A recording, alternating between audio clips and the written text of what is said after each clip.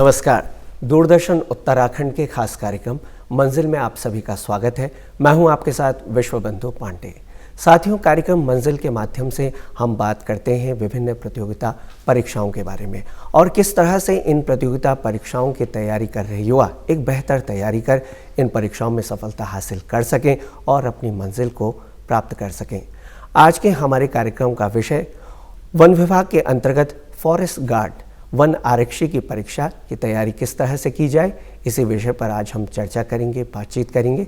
और इस विषय पर बातचीत करने के लिए हमारे साथ हमारे करियर एक्सपर्ट श्री सविंदर सिंह हमारे साथ उपस्थित हैं। सर, आपका स्वागत, अभिनंदन दूरदर्शन के स्टूडियो। धन्यवाद सर। सविंदर जी, जिस तरह से आज हम वन आरक्षी फॉरेस्ट गार्ड की परीक्षा की तैयारी विषय पर हमारा कार्यक्रम है, हजारों लाखों युवा इस परीक्षा के लिए आवेदन करते हैं। तो सबसे पहले हम जानना चाहेंगे कि किस तरह की शैक्षिक योग्यता, क्या आयु सीमा इस परीक्षा के लिए होनी चाहिए जिससे इस परीक्षा की तैयारी कर रहे युवा इस परीक्षा के बारे में जानकारी प्राप्त कर सकें। जी, इस परीक्षा के लिए सबसे पहले तो हम बात करें एजुकेशन क्वालिफिकेशन की, तो इसमें इंटरमीडिएट होना चाहिए बच्चा, चाहे वो किसी भी स्ट्रीम से हो, चाहे वो साइंस बैकग्राउंड का हो या वो आर्ट बैकग्राउंड का हो या वो कॉमर्स बैकग्राउंड का हो, बस ओनली इंटरमीडिएट होना चाहिए। फिर अगर हम बात करें एज की, तो इसमें जो एज का क्राइटेरिया है वैसे तो 18 to 28 होता है, बट आप जानते हैं कि कोविड का जो पीरियड है उसमें गवर्नमेंट ने क्या किया है कि 1 साल एज रिलैक्सेशन दिया है, तो जिस तरह जो एज है वो 18 से 29 वर्ष होगी। इसमें जो बच्चे 1 जुलाई 1992 से लेकर 1 जुलाई 2003 तक जिस भी इस पीरियड में जितने भी बच्चे आते हैं जी, ये सारे बच्चे जो हैं फॉर्म को भर सकते हैं। जैसे कि हमने एजुकेशन क्वालिफिकेशन और आयु सीमा की एज लिमिट की बात इसमें की है, सर शारीरिक दक्षता और शारीरिक मापदंड ये दो चीज़ें हैं और आयोग के हमने नोटिफिकेशन में देखा है कि ये दो चीज़ें क्या हैं, किस तरह से ये चीज़ें एक दूसरे से भिन्न है, इसके बारे में हम जानकारी लेना चाहेंगे आपसे। जी सर, ये आपने बहुत अच्छा प्रश्न पूछा है। अक्सर बच्चे शारीरिक मापदंड और शारीरिक दक्षता में थोड़ा सा कंफ्यूज हैं कि शारीरिक मापदंड क्या है और शारीरिक दक्षता क्या है। तो जैसे अगर हम देखें तो नाम से भी पता चलता है कि शारीरिक मापदंड मतलब मेज़रमेंट, तो जैसे मेज़रमेंट मतलब आपकी हाइट, तो वो मापदंड में आ गया। आपका जो चेस्ट का है, छाती है, वो कितना सेंटीमीटर फुलाना चाहिए, तो वो आपका मापदंड में आ गया जी। अगर हम शारीरिक दक्षता की बात करें तो शारीरिक दक्षता के अंतर्गत जैसे इसमें दौड़ का प्रावधान है जी, तो जो दौड़ है वो हमारी शारीरिक दक्षता में आएगी। तो बच्चे इस चीज़ से बिल्कुल कंफ्यूज ना रहें कि शारीरिक मापदंड और शारीरिक दक्षता, मापदंड का मतलब है मेजरमेंट। अब जाहिर सी बात है दौड़ को तो हम नापेंगे नहीं, मेजरमेंट करेंगे नहीं, बशर्ते दौड़ भी एक मेजरमेंट है, लेकिन यहाँ पे जो मापदंड का मतलब है कि अभ्यर्थी की हाइट से और उसका जो चेस्ट है उसमें जो कितना एक्सटेंड कर सकता है, तो मापदंड का अर्थ यहाँ पे हाइट और उसका चेस्ट से है, और जो दक्षता है शारीरिक दक्षता उसका अर्थ जो है दौड़ से है जी। जैसे कि हमने शारीरिक दक्षता और शारीरिक मापदंड की बात करें, लड़के और लड़कियों दोनों ही अभ्यर्थियों के लिए परीक्षा आयोजित की जा रही है, तो सर हम जानना चाहेंगे सविंदर जी कि आप इसके बारे में ज़रा विस्तार से बताएं कि लड़कों के लिए जो पुरुष वर्ग से हैं और महिला वर्ग से हैं, तो किस तरह के शारीरिक मापदंड और शारीरिक दक्षता इनके लिए रखी गई है इस परीक्षा में। अगर हम बात करें बॉयज़ की, तो बॉयज़ के लिए इसमें जो हाइट है वो 163 सेंटीमीटर है जी, और अगर हम गर्ल्स की बात करें तो गर्ल्स के लिए 150 सेंटीमीटर है। लेकिन ये जो 163 सेंटीमीटर और 150 सेंटीमीटर है ये जनरल कैटेगरी के लिए है। अगर हम बात करें यहाँ पे जो यहाँ पे गढ़वाली, कुमाऊनी जी बिल्कुल, और नेपाली हो गया, गोरखा हो गया, और आपका आसामीज़ के लिए भी है, इनके लिए जो हाइट का प्रावधान है वो आपका 152 सेंटीमीटर बॉयज़ के लिए है और गर्ल्स के लिए जो है 145 सेंटीमीटर है। तो यहाँ पे आप ये मान के चलिए कि अगर आपके पास सर्टिफिकेट नहीं है, क्योंकि ये भी ध्यान देने वाली बात है कि भाई आपको रिलैक्सेशन हाइट में तभी मिलेगी जब आपके पास सर्टिफिकेट हो। बिल्कुल, अगर आप गढ़वाली हैं तो आपके पास हिल्स का सर्टिफिकेट, जैसे उत्तराखंड में हिल सर्टिफिकेट बनता है हिल एरिया का, तो गढ़वाली हैं तो आपका हिल एरिया का सर्टिफिकेट होना चाहिए। आप कुमाऊनी है, गोरखा हैं, तो आपके पास इसका संबंधित सर्टिफिकेट होना चाहिए, तभी आपको रिलैक्सेशन मिलेगा। अदरवाइज़ नहीं तो आपको 163 सेंटीमीटर अगर आप हैं तो ठीक है, नहीं है तो फिर आपको बाहर कर देंगे। सेम दैट आपका गर्ल्स के लिए भी है भाई, नॉर्मली गर्ल्स के लिए 150 सेंटीमीटर है आपका।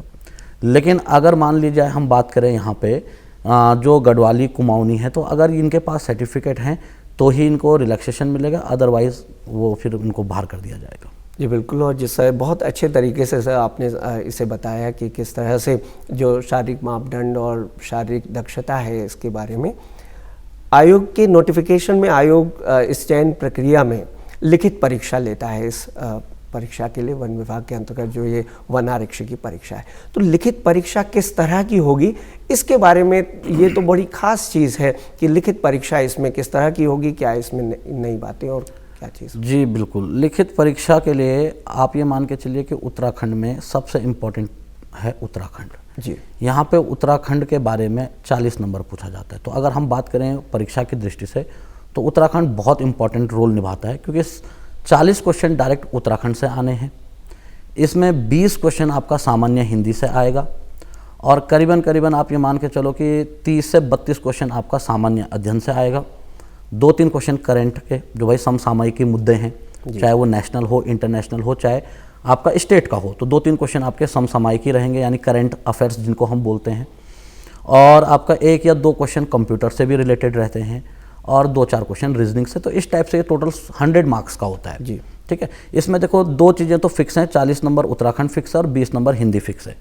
अब अगर मैं बात करूं जो आपका सामान्य अध्ययन वाला पोर्शन है, उत्तराखंड कंप्यूटर और आपका जो है तर्क शक्ति यानी रीजनिंग बोलते हैं, तो इसमें यह है कि अगर मान लो सपोज दैट आपका जीएस 30 नंबर आता है तो हो सकता है कि आपको 4 क्वेश्चन आपका करंट अफेयर्स के, इसमें थोड़ा सा फिक्स नहीं है, लगभग अप्रॉक्सीमेट अगर हम बात करें तो 30 क्वेश्चन जीएस के रहते हैं। 3-4 क्वेश्चन आपका जो है करंट अफेयर्स के भी रहते हैं, समसामयिकी जो मुद्दे होते हैं उनके भी रहेंगे।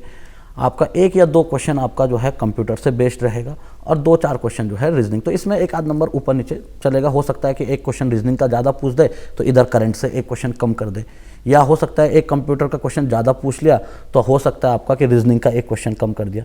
तो इस टाइप से आप ये मान के चलो कि 100 मार्क्स का होता है, जिसमें 60 मार्क्स तो कन्फर्म है, 40 नंबर उत्तराखंड फिक्स होता है और 20 मार्क्स आपका जो है सामान्य हिंदी फिक्स होता है। तो 60 ये कन्फर्म है, बाकी 40 में लगभग 30 क्वेश्चन आपका जो सामान्य अध्ययन रहेगा, 2-3 क्वेश्चन आपके जो है मैंने कहा करंट आपका जो कंप्यूटर से रिलेटेड, 3-4 क्वेश्चन आपका जो है आपका जो करंट के विषय होंगे, 1-2 क्वेश्चन कंप्यूटर के और 3-4 क्वेश्चन तर्क शक्ति के। इस तरीके से ये परीक्षा का जो पैटर्न है। सविंदर जी, आपने बहुत अच्छे तरीके से ये पूरे पाठ्यक्रम को और किस तरह से मार्क्स डिस्ट्रीब्यूशन इस परीक्षा में इसे हमें बताया।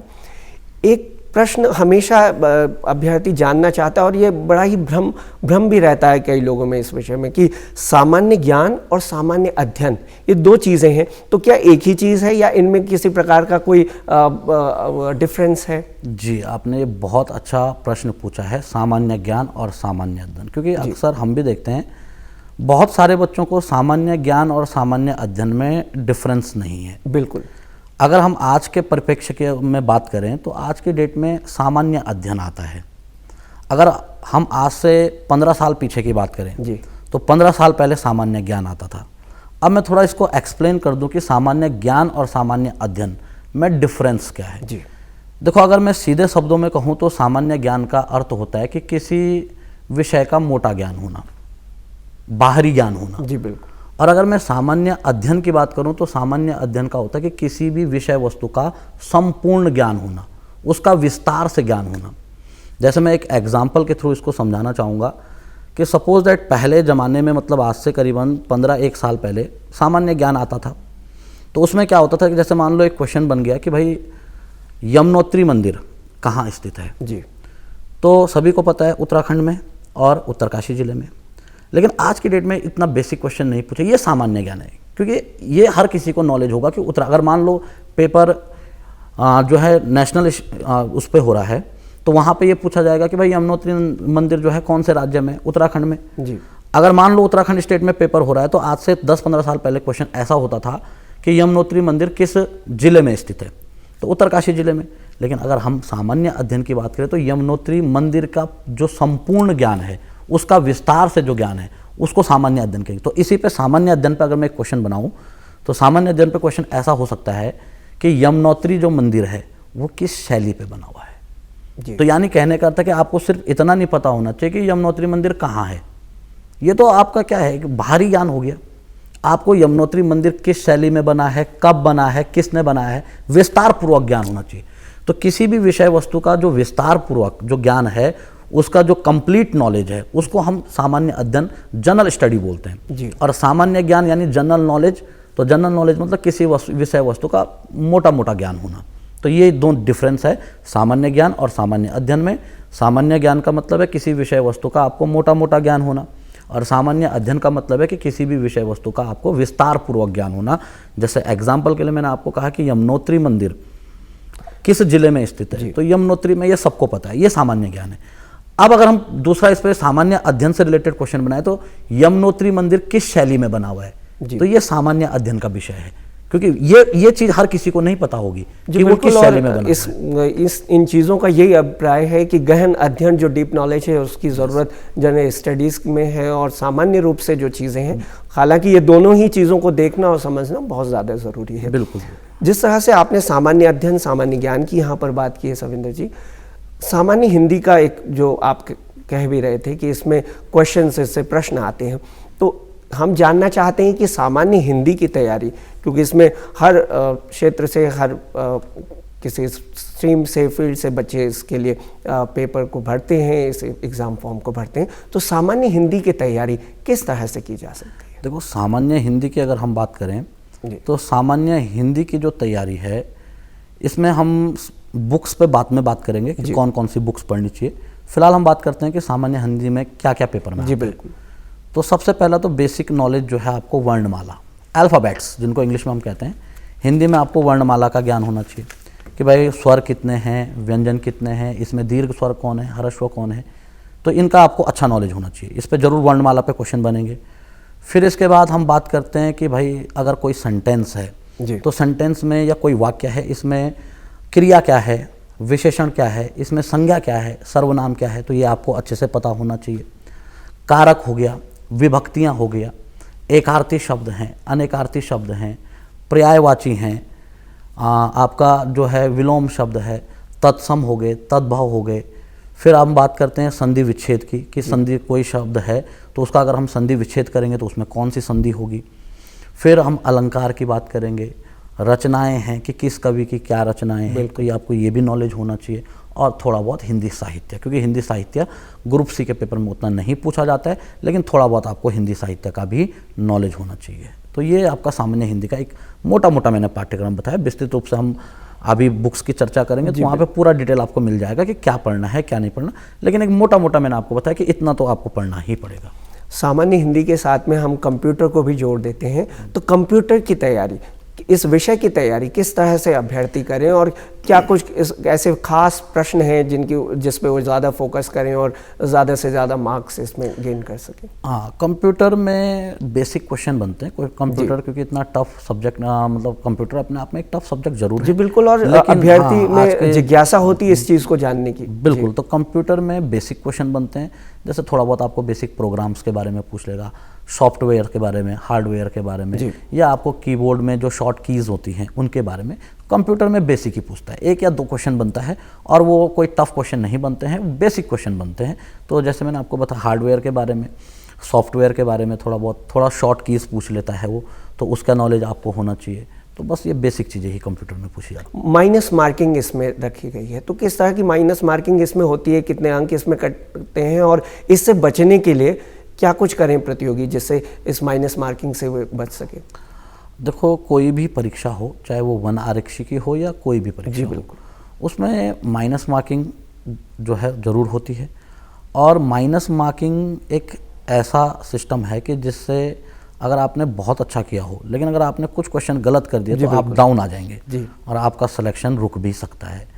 तो मैं यही कहना चाहूँगा छात्रों से कि भाई माइनस मार्किंग से अगर आपको बचना है तो डेफिनेटली जब भी आप कोई एग्ज़ाम देने जाओ तो कम से कम आप 1 महीने पहले प्रैक्टिस करना शुरू कर दीजिए। कि जैसा फॉर्मेट पेपर में होता है कि 100 क्वेश्चन होते हैं, आप एक ओएमआर शीट मार्केट में मिल जाती है, तो ओएमआर शीट लाइए, 100 क्वेश्चन का पेपर जो सॉल्व करिए, और ओएमआर शीट कैसे भरना है उसकी प्रैक्टिस जरूर करिए। क्योंकि बच्चे कई बार क्या होते हैं कि ओएमआर शीट में जैसे मान लो सपोज दैट 10वें क्वेश्चन का आंसर देना है, अब उसका गलती से क्या हो गया कि 10वें क्वेश्चन का आंसर 11वें में हो गया, और इस टाइप से उसकी पूरी सीरीज जो है गलत हो जाती है। और उससे जब सीरीज गलत होगी तो जाहिर सी बात है सारे क्वेश्चन गलत चले जाएंगे। क्योंकि हमने ये भी पाया है बहुत सारे बच्चों में कि बच्चे जैसे कहते हैं कि हमारा पेपर बहुत अच्छा था, हमको सारे क्वेश्चन आते थे। जी बिल्कुल। लेकिन हुआ क्या कि गलती से हमने 10वें क्वेश्चन का आंसर 11वें में भरा जी। और उस कारण क्या हुआ कि 11वें में, अब 10वें का आपने 11वें में भरा तो 11वें का जाहिर सी बात है 12वें, क्योंकि आपने इधर सीरियल ध्यान नहीं दिया जी। तो पूरी सीरीज गलत हो जाती है। तो उसका रीज़न यही है कि प्रैक्टिस का अभाव। अगर आप प्रैक्टिस करेंगे तो ये गलतियां आपके साथ बिल्कुल नहीं होंगी। दूसरी बात, जब आप प्रैक्टिस करोगे तो आपको गोले कैसे भरने हैं ये भी बहुत इंपॉर्टेंट होता है। बिल्कुल। और अगला प्रश्न मैं यही लेना चाहूँगा, यही जानकारी आपसे लेना चाहूँगा कि OMR शीट को भरते समय काफ़ी बच्चे करते हैं, भ्रम की स्थिति में भी रहते हैं, व्हाइटनर का यूज़ कर लेते हैं। तो जब हम OMR शीट को भरें तो किन किन सावधानियाँ हम अपनाएं जिससे हम एक गलत इनसर्कल जो हम सर्कल भर रहे हैं उससे हम बच सकें? देखो, बहुत सारे बच्चे, बिल्कुल आपने सही कहा कि व्हाइटनर का यूज़ करते हैं, या कई बार क्या होता है बच्चे मिठा के दूसरा गोला भरते हैं। तो ऐसा बिल्कुल नहीं करना है, क्योंकि इसमें आपका 1/4 मार्क्स कटेगा ज़रूर। तो इसके ये गलतियां ना हो, तो इसी के लिए ज़रूर मैंने अभी इससे पहले यही बात की थी कि अगर आप पेपर, जब भी आपका कोई एग्ज़ाम हो तो उससे 1 महीने पहले आप ज़रूर प्रैक्टिस करिए कि भाई ये गलतियाँ ना हो, क्योंकि प्रैक्टिस से ही आपकी गलतियां सुधरेगी। क्योंकि अगर आप डायरेक्ट एग्ज़ाम हॉल में पेपर दोगे और वो प्रोसेस डायरेक्ट एग्ज़ाम हॉल में करोगे तो डेफिनेटली कहीं ना कहीं गलती के चांसेस बनेंगे। बट अगर आप 1 महीना 1.5 महीने पहले से ही ये फॉर्मेट यूज़ कर रहे हो तो डेफिनेटली एग्ज़ाम की डेट तक आप इतने परफेक्ट हो चुके होंगे कि आपसे गलतियों के चांस ना के बराबर रहेंगे। तो ये प्रैक्टिस मेन ज़रूरी है कि आप कोई भी पेपर आपका होता है तो उससे 1 महीने पहले कम से कम, जो पेपर का, मान लो आपके एग्ज़ाम में 100 क्वेश्चन आने हैं, तो आप कोई 100 क्वेश्चन का प्रैक्टिस पेपर उठा लीजिए। मार्केट में बहुत सारे प्रैक्टिस पेपर मिल जाते हैं, या बच्चे किसी भी संस्थान से संबंधित होंगे तो उस संस्थान के भी प्रैक्टिस पेपर वगैरह जरूर होते होंगे जी। तो आप वो प्रैक्टिस पेपर की प्रैक्टिस करिए। जब आप प्रैक्टिस करेंगे तो आपका सीरीज़ भी गड़बड़ नहीं जाएगा। दूसरा, आपको गोले कैसे बनना है, बहुत सारे बच्चे गोले पूरे नहीं भरते हैं। अब जब गोले पूरे नहीं बनेंगे तो होता क्या है कि जो OMR शीट जब चेक होती है तो जाहिर सी बात है मैनुअली तो होती नहीं है, मशीन में चेक होता है। जी बिल्कुल। और मशीन में क्या होता है कि जो गोले पूरे नहीं भरे गए हैं वो मशीन एक्सेप्ट नहीं करती है जी।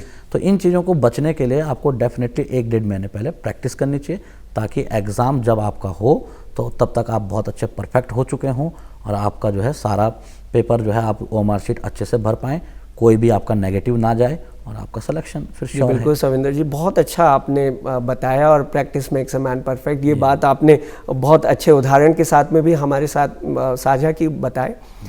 इस परीक्षा के लिए खास तौर से कौन कौन सी बुक्स हैं, क्योंकि बुक्स की बात भी हम कर रहे थे पहले, तो कौन कौन सी ऐसी बुक्स को पढ़ा जाए जिससे इस परीक्षा में जो दावेदारी मजबूती के साथ में व्यक्ति करे और इसमें पूरी तरीके से परीक्षा को पास करें? सबसे पहले मैं बात करता हूँ कि जो उत्तराखंड के जितने भी एग्ज़ाम्स होते हैं जी, इसमें उत्तराखंड जो सब्जेक्ट है वो बहुत इंपॉर्टेंट रोल निभाता है जी। बिल्कुल। क्योंकि आप मानिए कि 100 में से 40 क्वेश्चन डायरेक्ट उत्तराखंड से आने हैं, तो उसके लिए आपको उत्तराखंड के लिए सबसे पहले तो एक परीक्षा वाणी के नाम से एक बुक आती है। बुक तो बहुत सारी हैं, लेकिन मैं जो मेन बुक्स हैं जिनसे आपका बेस बनेगा उनको ही सजेस्ट करूँगा।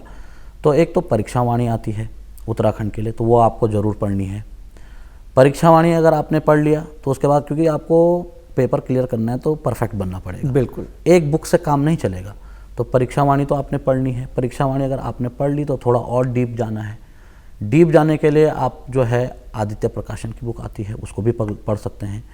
अच्छा, उत्तराखंड की हिस्ट्री की अगर हम बात करें तो उत्तराखंड हिस्ट्री के लिए अजय रावत की एक बुक आती है, तो उसको भी ज़रूर पढ़िएगा।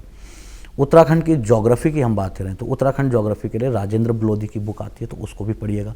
तो ये मेन बुक हैं कुछ। बाकी उसके अलावा बुक्स मार्केट में बहुत सारी है। मैं ये मानता हूँ कि आप कोई भी बुक पढ़िए, बुक कोई भी ख़राब नहीं होती है।